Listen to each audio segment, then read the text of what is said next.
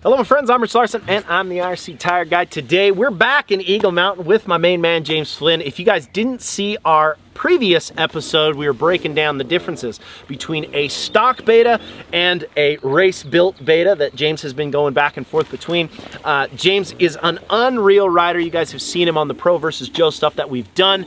And today I want to talk a little bit about the differences between the Husky that I'm on right now and James's race beta. Now, you guys know I've been riding the betas for a long time. I kind of started on the 2021 and I've kind of worked through the changes that they've made. This is actually the dual spark, so I forgot about that. This is the first time I've ridden the dual spark beta, which is very similar to the previous. I think they just kind of did that for emissions and it doesn't change the bike too much. And actually, I think it runs a little crisper, but I think it runs a lot better up top to me compared to the one in the pad. Like, I don't know, I just feel like it has better over rev than the previous models. I like that. And that kind of makes sense. When we were doing that turn track and I got on yours, I definitely felt like it was revving out like crazy. Now, I have said before though, on the TBI, I feel like it almost tops out a little bit. Yeah. Like, I'm just getting to the top of the power so fast on the TBI. It's snappy, it's quick, but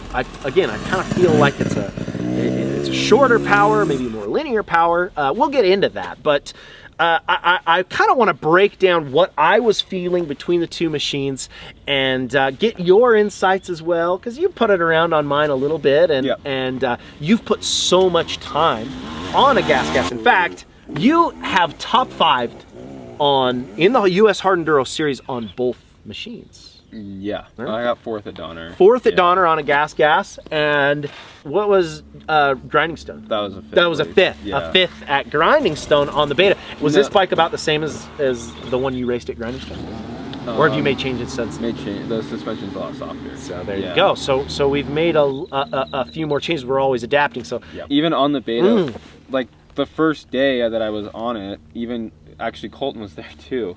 It was Taylor, Ryder, and Colton. The first day you were on the beta? Yeah, and Colton was like, right away, he's like, oh, I think you look way better on that thing. Oh, really? Yeah, he's like, I like how you look on that. Yeah, Colton's got a good eye for that stuff too. I too. feel pretty good on it. He can tell what you're feeling. So we see that you are very comfortable on this new beta with very little time. I got on your bike and I'm pretty blown away by how good it feels. Now, most of the bikes that I ride, I keep stock.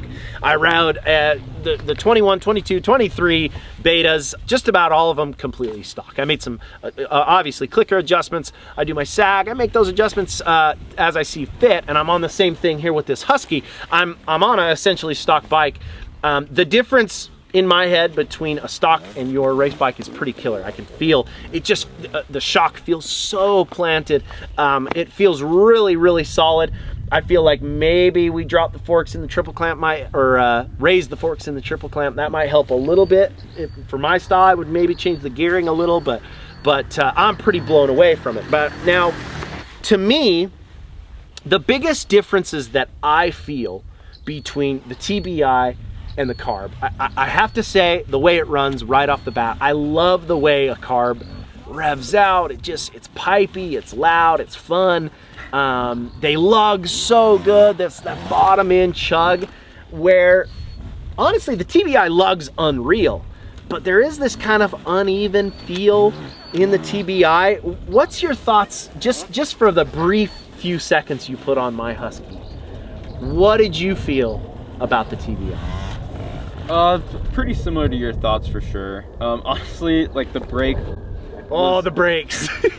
The front brake was throwing me off so much on the Husky. Dude. And I shouldn't have let it throw me off that much, but I just trying to play around a little bit on it and like flick the rear end and do stoppies. Like I just couldn't. And that's all we were really doing. And that's better than I had it. It was the worst brake I've ever felt. Yeah, it's gotten better. I've done some things, but man, I got on yours and I was like, oh, I almost went over the bars because these brakes work. They work so well. So it's incredible. So brakes are going to be a huge one. We need to work on that. Yeah, that was. What about the way that it runs? Did you feel like it's uneven? Did you feel like it's smooth? Did you feel at home on it because you've put so much time on TPIs? What's your thoughts? Definitely a bit more uneven power off the bottom, I'd say. I feel like my bike is very smooth and consistent off the bottom. Yeah. Kind of how my trials bike is, which is also a carburetor. Yeah. So stoked with that thing. Right, yeah. right. So that's kind of, I remember when I went from a fuel injected bike to my Beta, I was like, oh, it kind of feels like it feels more like my trials bike, I guess. Yeah. Just the consistency of the carb, I guess, like the way that the power comes on. Okay. Is kind of what I felt. All right. So what about suspension? This is a good one, because I will say this new Explore stuff, closed cartridge fork on the Husky, is great. It can handle those hard hits. I wouldn't mind the bike settling a little bit more. I've mentioned that in the previous stuff. I was feeling like both these Betas that I put time on, they were just settling. They felt really solid. What was your thoughts? What did you feel the difference between the factory suspension that you've got dialed in and the stock closed cartridge fork? Well, first off, the closed cartridge fork compared to the old WP OEM forks.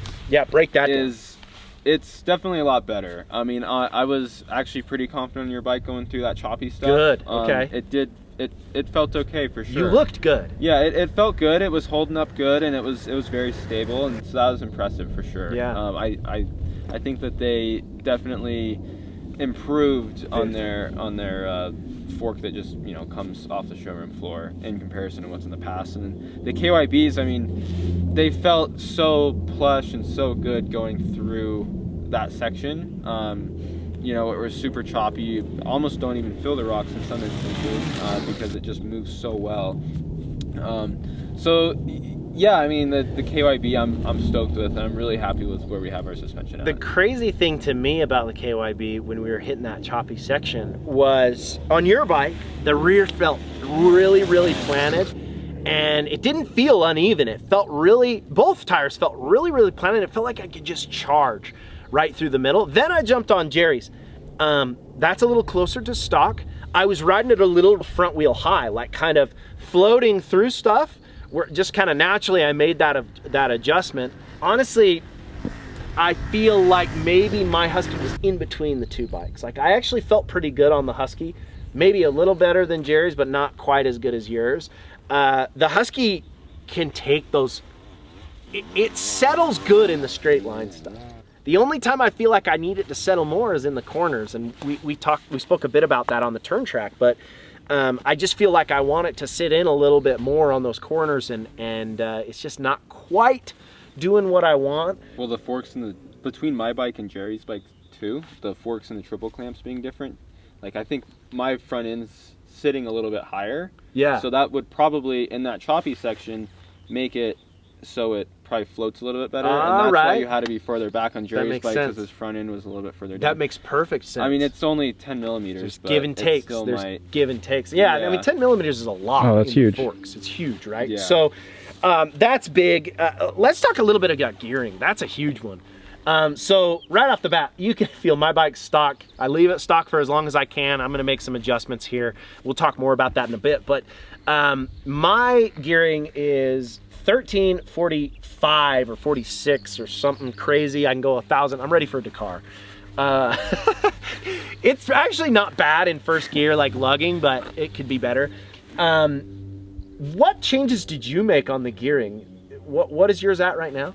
I'm at a 1351. So stock is 1448 on the Betas. Yes. And then you went to 1351. Yep, I was actually at a 1350 for a while. Okay, yeah. And then at Grinding Stone, like riding page, leading up to the race, I just wanted a little bit lower of a second for some of those climbs, just so I could, trust the bottom just a little bit more to get me to the top, so I'm not sliding down after messing up. So that's when I threw the 51 on, and it seemed like I just liked it a little bit more. Gotcha. But it's not a crazy difference from the 1350. See, and that's so interesting to me, because when I was on James's bike, we got on that 51, and I felt like I liked Jerry's setting a little bit better, because I can't ride as fast as you. I think that's the biggest thing. Is like, you in that hard enduro stuff, you can just pull me, where you have that like little extra bit of speed, and it's in the better place of the RPM, where I'm a little bit slower and I feel like I can't quite get pulled out. So if I was running a race setting, I would probably add a couple teeth.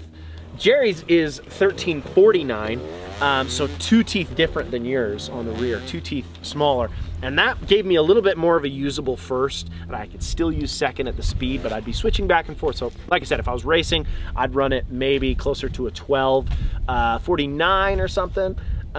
Where and then work my way, you know. That's where, as I get better, as I get more speed, I would get closer to where you are, but you're just too damn good. So super interesting, the differences between the bike. One big thing for me is cockpit. I feel like on the Husky, I'm so high up. I feel like I'm sitting on a freaking, yeah, I don't know, I'm up high. I'm upstairs. I feel like it's just higher. It doesn't settle as much. It's just a bigger bike. It's almost not as flickable. What did you feel? Did you feel anything on the cockpit wise? Yeah, I mean, you didn't put too much time on the Husky, but I didn't put too much time on. Your bars seemed like they were rolled a lot more forward than mine. I didn't see that. So that makes a big difference. Yeah, tough. The foot peg to handlebar on the Husky seemed like it was a little bit longer. And you liked that on the gas. I did, yeah. So did you feel like the cockpit on the gas was bigger? Yeah, I also was running an offsetted peg too on the gas, which I'm excited to be putting one on the Beta, because I think that's going to help with the chassis a lot. And that's a big one with Jerry's. We got on Jerry's bike. Jerry's has a, what, 5mm back and down peg? I think it's 10. 10mm back and down peg. That's a huge difference. Huge, yeah. And I like the way that Jerry's feels too. It's you know, there's give and takes. There's times where I like Jerry's, there's times where I like yours. That's the beauty of testing, is there's so many things that you have to try to find a happy medium with everything. And I've got a lot of work, I think, to do on the Husky. Now, for me, I have always been kind of a stock guy. You guys know, I test bikes, I get rid of them, I move to the next one. I'm always trying to test every brand. We've got some cool tests coming up soon, so make sure you guys are subscribed. But I thought, you know, I feel like there's more to be had with the Husky. So I'm gonna make some changes. I'm gonna do some suspension work. I'm gonna do some engine work, possibly. Maybe do TSP head, do that, you know, all that electric stuff that can make this thing run perfect, hopefully. I think we need to change those brakes and do some adjustments on this thing, and I think you guys are going to enjoy that. I've got some big things coming. Like I said, most of the time I run them stock, but this time I want to see if I can make this Husky better than the Beta. So I'm going to work hard and see if we can't get it there. James, I appreciate you coming out here and doing stuff. I love watching the tricks and the riding that you are able to accomplish. You're an unreal savage, you're an unreal competitor, and I'm hoping for the best in this hard enduro series. How you feeling on this new Beta? Feel really good on it. Super confident. Just feel right at home, really. I mean, it feels like a dirt bike. Feels great. So we're moving on to the East Coast, right? So yeah, it's going to be a different game over there, and I'm hoping the best of luck for you, man. I think you're a killer, and yeah, thank you guys so much for watching these videos. I really appreciate it. Make sure to like, comment, and subscribe. Follow us on Instagram at IRC Moto. Follow my personal Instagram page at RichLarson511. Follow James Flynn, James_Flynn_555 on Instagram. And until next time, guys, thank you so much. Keep shredding.